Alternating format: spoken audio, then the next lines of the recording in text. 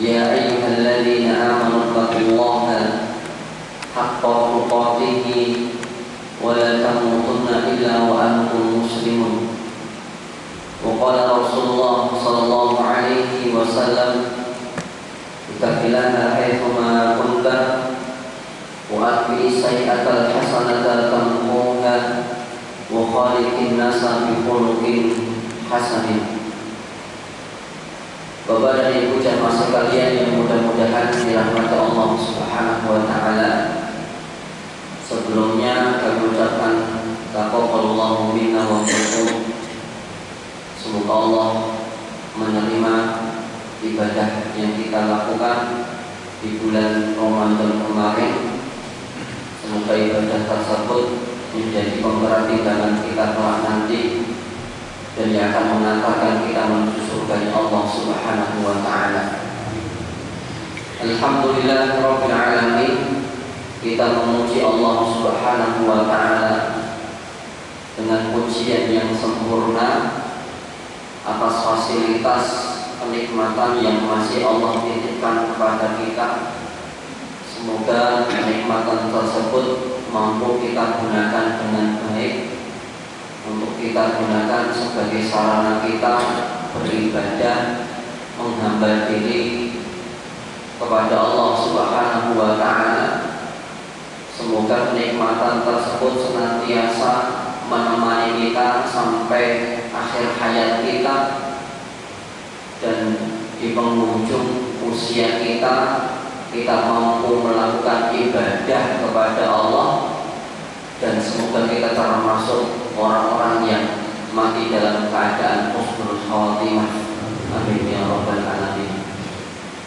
Salawat beriring salam kita haturkan, kita curahkan kepada Nabi kita Nabi Muhammad sallallahu alaihi wasallam serta keluarganya, para sahabatnya, para tabi'in, tabi'ut tabi'in, serta orang-orang yang senantiasa mengikuti ajaran beliau sampai hari kiamat kelak nanti.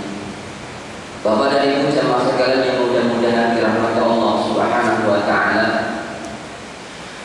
Pernah ditanyakan kepada Imam Ahmad bin Hanbal suatu pertanyaan yang dilontarkan oleh sahabatnya Imam Ahmad bin Hanbal kepada Imam Ahmad bin Hanbal. Pertanyaan apa itu? Pertanyaan tentang mata rohat. Kapan kita istirahat, wahai Imam? Kapan kita selesai, wahai Imam? Selesai dari apa? Istirahat dari apa? Istirahat dari ibadah. Kok kayaknya ibadah terus, nggak ada intinya, nggak ada kata pray, nggak ada kata selesai.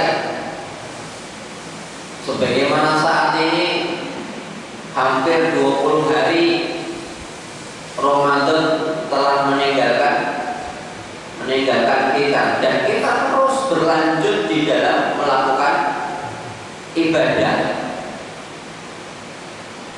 Kita bukan manusia Ramadhaniun, manusia yang hanya kenal Allah Subhanahu wa taala hanya di bulan Ramadan. Dan bisa kita lihat bersama masjid kita yang Ramadan penuh dengan jamaah. Ternyata ketika Ramadan sudah usai, ibadah mereka di masjid juga sudah usai juga. Dan PR terbesar kita itu adalah setelah bulan Ramadan, bukan ketika berada di bulan Ramadan, tapi PR terbesar kita, tugas terbesar kita adalah setelah bulan Ramadan. Karena banyak di antara manusia yang mereka hanya menjadi hamba Ramadhaniun, hamba yang kenal Allah, hamba yang meramaikan masjid, hamba yang melakukan ibadah hanya di bulan Ramadan saja.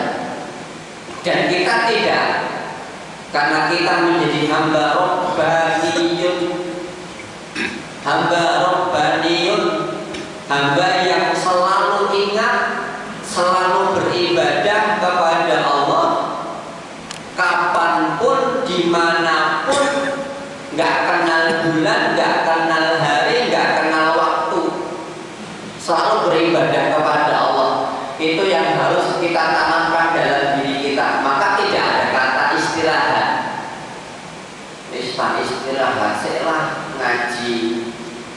Jumat pagi umpamanya ngantuk kok.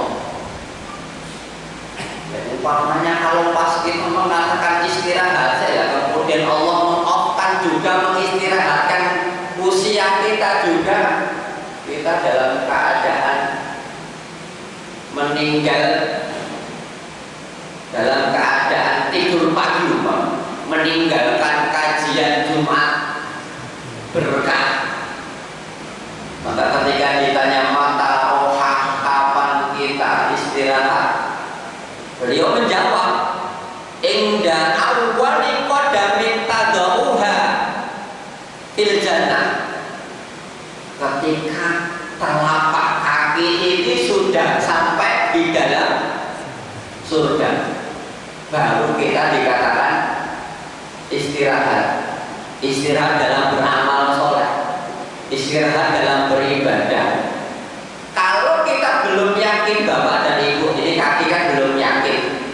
Nanti kaki ini pertama kali masuk di mana kita belum yakin. Yang bisa kita lakukan hanya berharap semoga langkah pertama nanti yang kita masuki adalah surganya Allah Subhanahu wa Ta'ala. Dan semoga Allah betul-betul menghindarkan, menjauhkan kita dari nerakanya Allah Subhanahu wa Ta'ala. Lah, selagi kita belum tahu Bapak dan Ibu, kita belum mengerti dari sebuah misteri, maka terus menerus berbuat baik, beramal soleh.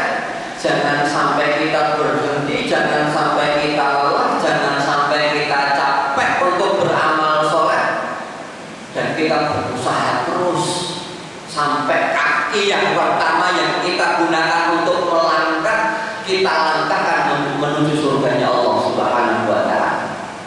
Yang beliau katakan al-jannatu, surga itu hiyal fawzul lati yaj'al kullal hasarat. Beliau katakan surga itu Bapak dan Ibu, surga itu adalah keberuntungan, kebahagiaan, kesenangan, keberhasilan yang akan menjadikan seluruh kerugian, yang akan menjadikan seluruh kelelahan, keletihan, kesusahan ketika di dunia dalam melakukan ibadah, susah letihnya melakukan ketaatan, sedihnya melakukan ketaatan ibadah, tafihan, kesedihan, keletihan, kesusahan, kepayahan kita di dunia di dalam melakukan ibadah hilang, Pak. Tidak tersisa, tidak terasa lagi. Seolah-olah dia mengatakan, oh, seolah-olah saya tidak pernah merasakan sedih di dunia, tidak pernah merasakan letih di dunia, tidak pernah merasakan payahnya di dunia dalam melakukan ketaatan. Itu apa? Surga. Surga akan menghilangkan itu semuanya. Maka betul apa yang dikatakan oleh Ibnu Jauzi rahimahullah ta'ala. Beliau mengatakan, sedihnya, payahnya kita, letihnya kita, susahnya kita di dalam melakukan ketaatan, semua rasa yang kita rasakan tadi akan hilang. Yang tersisa apa? Yang tersisa balasan Allah Subhanahu wa Ta'ala. Yang tersisa janji Allah yang Allah akan tunaikan untuk kita apa? Surganya Allah Subhanahu wa Ta'ala. Maka tinggal milih, Pak. Kita mau bersusah payah untuk melakukan ketaatan atau tidak. Kalau kita mau bersusah payah, jelas Allah akan mengganti susah payah kita dengan surganya Allah Subhanahu wa Ta'ala. Dan beliau juga sebaliknya mengatakan, wan-naru hiyal hasarat. Neraka itu kerugian, Pak. Neraka itu kerugian, sebuah kesedihan yang tidak ada ujungnya. Allati taj'al kullal fauz, yang menjadikan seluruh kebahagiaan, seluruh kesenangan, seluruh keberuntungan yang didapatkan di dunia hilang Pak, nggak tersisa.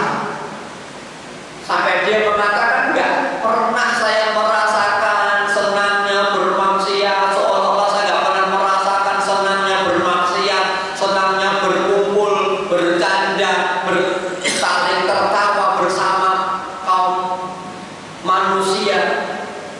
Hilang rasanya, tapi hilang rasanya, karena memang pedihnya neraka bisa menjadikan seluruh kesenangan, seluruh kebahagiaan yang dirasakan dulu ketika di dunia tidak tersisa. Maka na'udzubillah min dzalik wa iyadu billah. Jemaah sekalian yang mudah-mudahan dirahmati Allah Subhanahu wa taala. Pilihan ada di depan kita. Mereka orang-orang yang bermaksiat bisa tertawa, bisa bahagia, namun kebahagiaan ingat, kebahagiaan itu akan sirna, akan hilang, tidak akan tersisa. Yang tersisa adalah hukuman Allah Subhanahu wa taala. Bapak dan Ibu dan Mas sekalian yang mudah-mudahan dirahmati Allah Subhanahu wa taala. Maka mari bersama-sama kita pertahankan ibadah yang sudah kita bangun selama bulan Ramadan. Kita bawa juga mengikuti kehidupan kita setelah bulan Ramadan. Kalau ketaatan betul bisa mengikuti kita setelah bulan Ramadan, maka betul hidup kita akan menjadi baik. Tapi kalau ketaatan itu justru juga meninggalkan kita sebagaimana Ramadan meninggalkan kita, ya kehidupan kita nggak jauh beda dengan kehidupan tahun yang lalu. Ini yang harus kita garis bawahi Bapak Ibu. Maka tanya pada hari ini, kita bertanya bersama-sama, apakah setelah Ramadan meninggalkan kita sekian hari lamanya, tadarus Quran kita juga mengikuti kita, kemudian sholat kita juga mengikuti kita, sholat sunnah kita, kemudian sedekah kita, kemudian ibadah-ibadah yang lain juga apakah mengikuti kita juga hingga sampai saat ini. Maka di pagi hari ini ada satu ayat yang menjadi bahan renungan kita bersama. Allah berfirman di dalam Quran surat An-Nahl ayat 97 Bapak dan Ibu. Ayat tersebut berbunyi, man amila sholihan min dzakarin aw unsa wa huwa mu'minun falanuhyiyannahu hayatan thayyibah wa lanajziyannahum bi ahsani ma kanu ya'malun. Man kana ya man amila sholihan, man amila sholihan, barang siapa, man barang siapa amila sholihan, yang beramal soleh, yang beramal baik, melakukan ketaatan, melakukan ibadah. Dan makna amal soleh itu maknanya umum Pak. Maknanya jangan kita maknai secara sempit, hanya perkara ibadah yang dilakukan di dalam masjid saja, enggak. Tapi amalan soleh itu maknanya luas, membantu tetangga, meringankan beban tetangga juga amal soleh. Senyum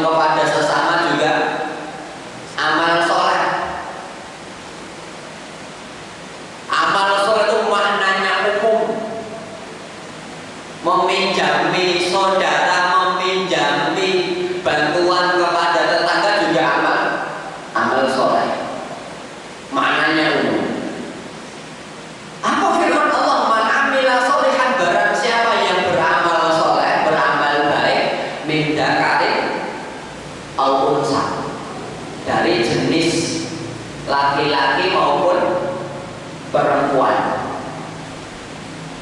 Jadi ingat Bapak dan Ibu, dari ayat ini kan jelas di dunia itu jenis kelamin cuma ada dua, laki-laki sama perempuan. Gak ada jenis banci, gak ada jenis waria, gak ada itu penyakit. Nah, meskipun ternyata ada orang yang membuat panggung, mempersilahkan buat panggung, mereka mempromosikan cara itu menjadi gay, homoseksual, lesbian. Oh, caranya seperti ini. Naudzubillah min dzalik wa iyyazubillah. Dan itu sebuah penyakit. Tidak ada jenis kelamin kok bencong atau waria, nggak ada. Meskipun iya ternyata kok ada manusia yang terlahir di dunia dalam keadaan memiliki jenis dua kelamin. Maka nanti ada kisahnya, itu ada anak, ada bayi yang terlahir dari rahim seorang ibu, lahir dalam keadaan memiliki dua jenis kelamin. Pasti ketika lahir itu cenderung di antara dua jenis kelamin. Gak bisa kok dua jenis kelamin dua jenis kelamin tersebut semua aktif. Maksudnya Senin namanya Nono, Selasa namanya Nana umpamanya. Yang sebagaimana saat ini kan pagi namanya Nono, malamnya Nana.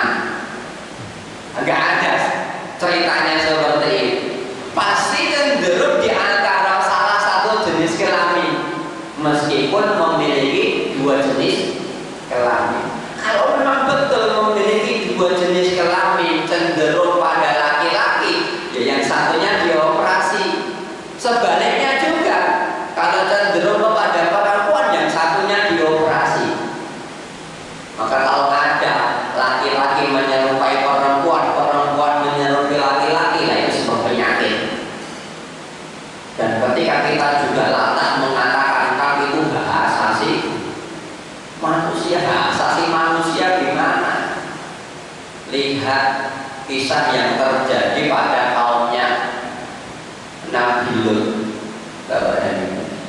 Apa yang terjadi? Allah menurunkan siksa yang luar biasa pedihnya. Yang pertama kali Allah membinasakan dengan suara yang kencang, sampai apa? Gendang telinganya pecah. Gendang telinganya pecah. Setelah gendang telinganya pecah dan mati, kemudian orang-orang tersebut kaumnya Nabi Lut dibalikkan, dicungkir balikkan. Tanah yang ada di bawah itu menjadi atas, atas menjadi bawah. Kemudian setelah itu Allah menurunkan, Allah menghujani manusia-manusia tersebut dengan bebatuan yang besar, yang keras. Naudzubillah min dzalik wa iyyazubillah. Ketika kita memberi panggung untuk orang-orang yang dia melakukan aktivitas kegiatan homoseksual dan lesbian. Kembali Bapak dan Ibu, man amila sholihan min dzakarin aw unsa wa huwa mu'minun, dan dia dalam keadaan beriman, yakin hanya Allah Subhanahu wa taala yang menghidupkan dan yang mematikan. Allah yang memberikan manfaat dan mudarat, hanya Allah, tidak ada yang lain. Itu iman, makna iman. Meskipun ada seseorang dia jatuh dari lantai 3, lantai 5, kalau Allah belum mentakdirkan dia mati, ya nggak akan mati, karena yang mematikan adalah jatuh. Mati itu jatuhnya itu sebagai sebab terkecil, sebab terkecil. Yang sebab terbesarnya yang mematikan adalah Allah Subhanahu wa taala. Itu makna iman. Apa firman Allah setelah kita beramal soleh dan kemudian beriman kepada Allah? Janji Allah yang Allah akan tunaikan kepada kita apa? Falanuhyiyannahu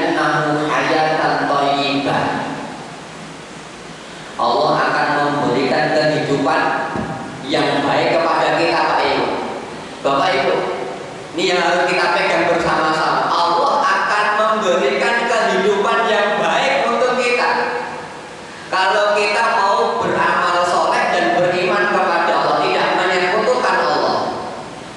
Allah akan menjadikan hidup kita hidup yang baik. Mana hidup yang baik itu nggak harus harta banyak, rumah mewah, kendaraan bagus, nggak harus seperti itu. Meskipun di hadis Rasulullah Shallallahu Alaihi Wasallam itu bersabda, "Arba'u minas sa'adatil mar'i." Empat perkara yang menjadi standar bahagia seseorang.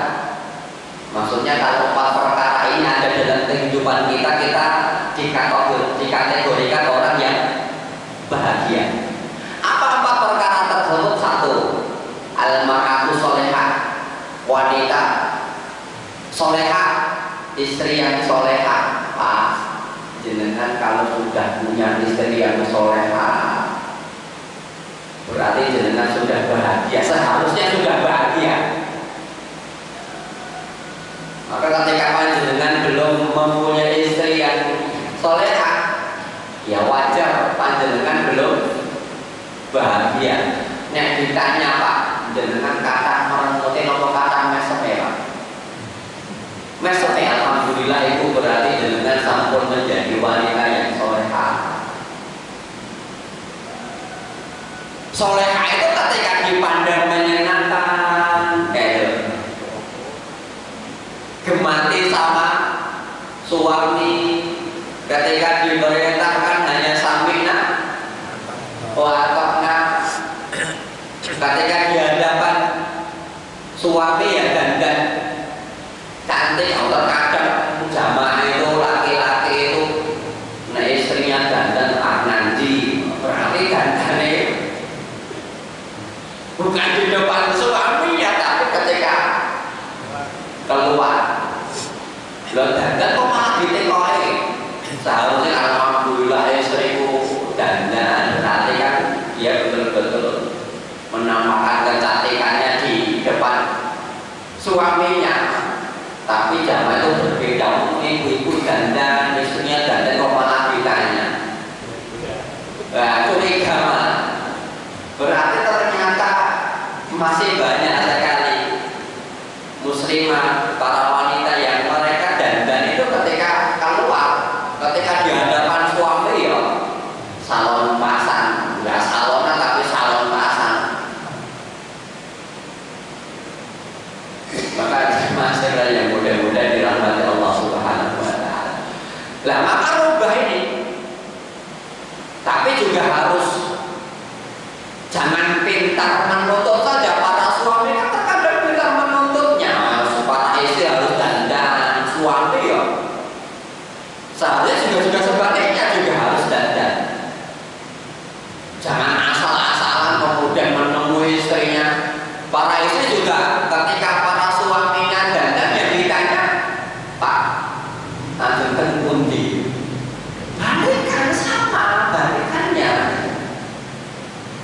Maka Bapak dan Ibu yang mudah-mudahan dirahmati Allah Subhanahu Wa Taala, harus berimbal balik ketika panjenengan para laki-laki menghajarkan istri itu dandan cantik atau berpenampilan cantik, ya para suami juga harus modal.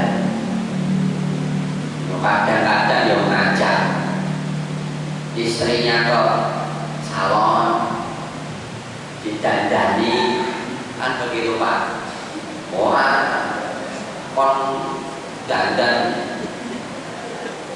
cantik tapi tidak dimodali, ya dimodali beda-beda sih.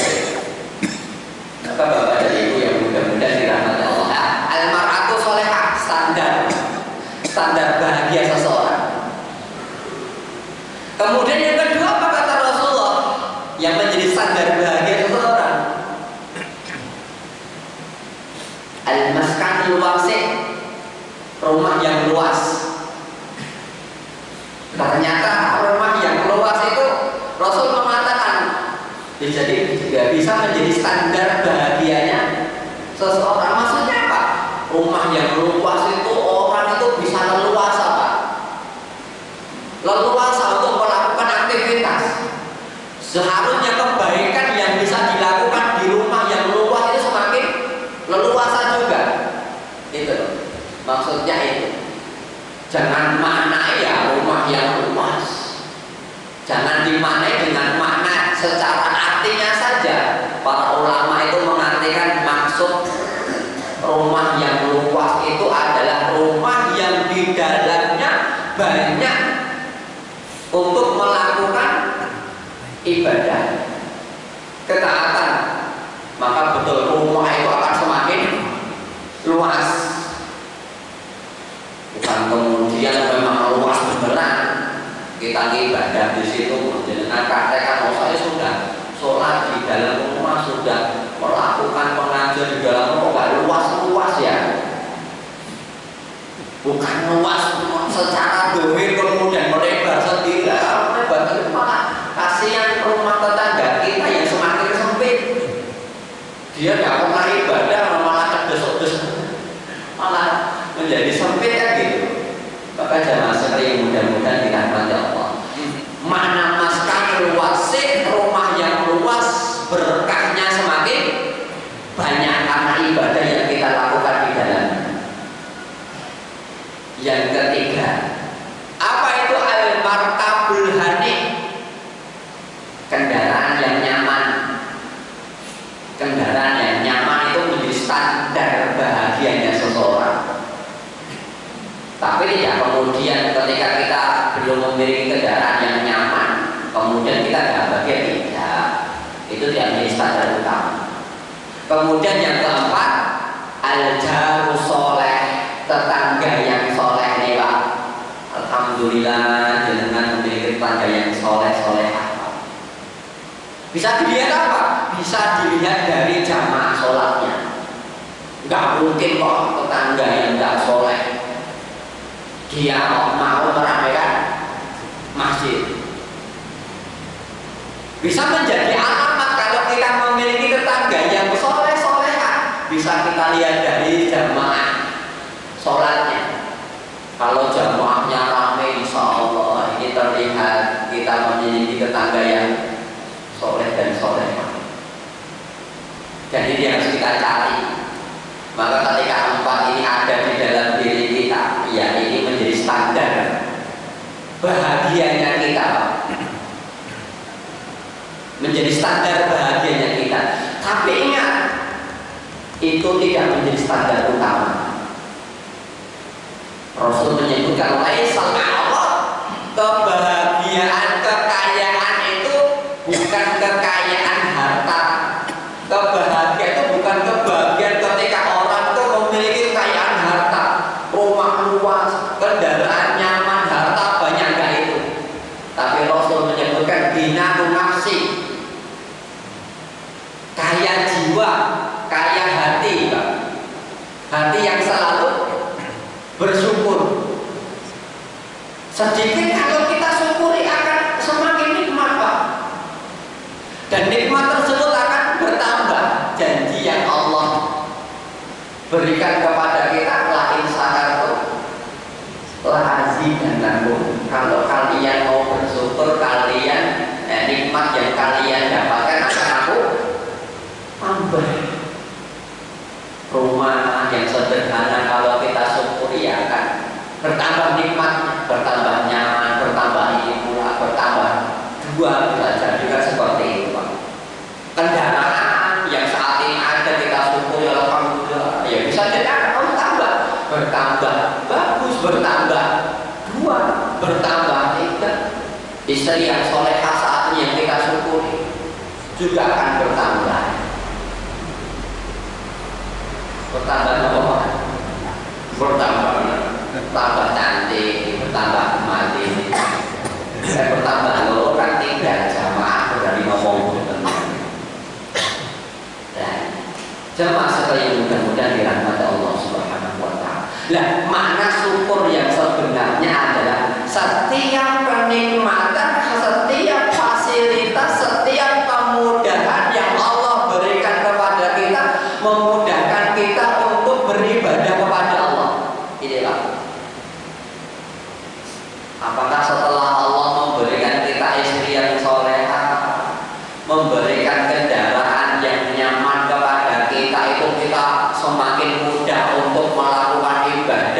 semakin mudah kita untuk mengingat kepada Allah, berzikir kepada Allah Subhanallah ketika berkendara. Kan mobil kita, kendaraan kita nyaman.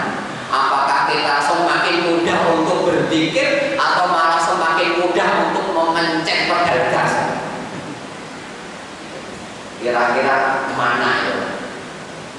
Kan semakin Allah berikan kebahagiaan kepada kita, kemudahan kepada kita, berarti harus semakin mudah untuk kita melakukan ibadah, ketaatan. Itu makna syukur itu seperti itu. Semakin harta kita banyak, berarti semakin mudah kita berbagi kepada orang yang membutuhkan. Kita berpikir harta yang kita dapatkan, harta yang kita miliki, untuk siapa ya akan saya tasarufkan, untuk siapa? Jadi berpikirnya bukan perut lagi, tapi orang lain.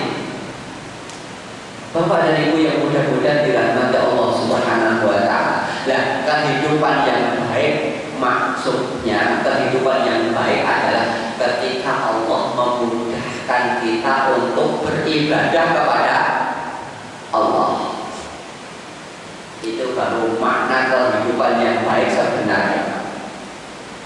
Kalau belum ada kemudahan itu dalam kita melakukan ibadah ketaatan kepada Allah, berarti tandanya Allah belum memberikan kehidupan yang baik kepada kita. Jadi sholat 5 waktu ya tanpa kita menunggu iqomah ya langsung ke masjid kan. Ibarat kata contohnya seperti itu. Jadi tanpa ada apa-apa ya ada sebuah kesadaran dalam diri kita, oh ini adalah kewajiban saya. Kemudian yang telah Allah berikan kepada kita, taufik yang Allah berikan kepada kita. Nah, berarti ini kehidupan yang mudah. Rasulullah SAW beliau pernah bersabda seperti ini kepada Ibu, "Idza aradallahu bi 'abdihi khairan." Ketika Allah menghendaki kebaikan seorang hamba, tanda alamat Allah memberikan kebaikan seorang hamba, tandanya apa? Alamatnya apa? Asalahu, Allah akan menjadikan hidupnya itu manis. Allah akan menjadikan hidup seseorang itu baik. Para sahabat bertanya, "Kaifa asalahu ya Rasulullah?" Bagaimana cara Allah menjadikan hidup seseorang itu rasanya manis? Bagaimana cara Allah menjadikan hidup seorang hamba itu baik? Rasul menjawab, Allah akan membukakan pintu ketaatan, pintu kebaikan untuk seseorang tersebut, dan Allah akan memudahkan seseorang tersebut untuk melakukan ibadah sampai titik akhir hayatnya, dan dia melakukan ibadah kepada Allah Subhanahu wa Ta'ala. Sampai titik akhir hayatnya dia mudah mengucapkan kalimat la ilaha illallah. Itu kehidupan yang baik, Pak. Kapan jenengan dimudahkan oleh Allah Subhanahu wa Ta'ala untuk melakukan ibadah sampai titik akhir hayat kita, maka pertahankan itu. Kalau kita belum mati, belum menghembuskan akhir nafas kita, berarti nggak ada kata selesai untuk beribadah, nggak ada kata selesai untuk mengikuti kajian Jumat berkah atau malam-malam apa, nggak ada kata selesai. Sampai Allah mematikan kita dan kita dalam keadaan sujud, kita dalam keadaan tilawatul Quran, kita dalam keadaan taklim, kita dalam keadaan melakukan kebaikan kepada Allah Subhanahu wa Ta'ala. Sebuah mimpi kita yang harus kita wujudkan, dan itu adalah makna kehidupan yang baik. Dari apa? Sebab apa? Sebab kita melakukan ibadah dan beriman kepada Allah Subhanahu titik akhirnya nanti Allah akan memasukkan kita ke dalam surganya Allah Subhanahu wa ta'ala. Bapak dan Ibu yang mudah-mudahan dirahmati Allah Subhanahu wa ta'ala, mari bersama-sama kita cari terus menerus kehidupan yang baik. Kita hadirkan kehidupan yang baik di dalam diri kita semuanya, sehingga betul Allah akan memberikan kebahagiaan kepada kita semuanya. Semoga kebahagiaan senantiasa menyertai kita, menyertai kehidupan kita, menyertai kehidupan anak keturunan kita, dan terus kita ingat kehidupan yang baik, kebahagiaan terletak pada ibadah kita kepada Allah, ketaatan kita kepada Allah, sehingga apa? Kita selalu mempertahankan keistiqomahan kita. Semoga Allah memberikan rezeki kepada kita istiqomah sampai titik akhir ya kita. Semoga Allah membimbing kita semuanya sampai menuju surganya Allah Subhanahu wa ta'ala. Demikian Bapak Ibu, pokoknya sudah pada melihat jam. Sudah pada melihat jam berarti ini sudah kode. Sudah ada yang meninggalkan maju, berarti sudah kode. Ya sudah, saya cukupkan sampai sini saja. Semoga apa yang kita lakukan di pagi hari ini menjadi bahan kita bersama untuk melangkah ke depan yang lebih baik. Kita akhir dengan bacaan doa kafaratul majlis. Subhanallah wa bihamdika asyhadu an la ilaha illa anta astaghfiruka wa atubu ilaik. Alhamdulillahirabbil alamin. Wassalamualaikum warahmatullahi wabarakatuh. Waalaikumsalam.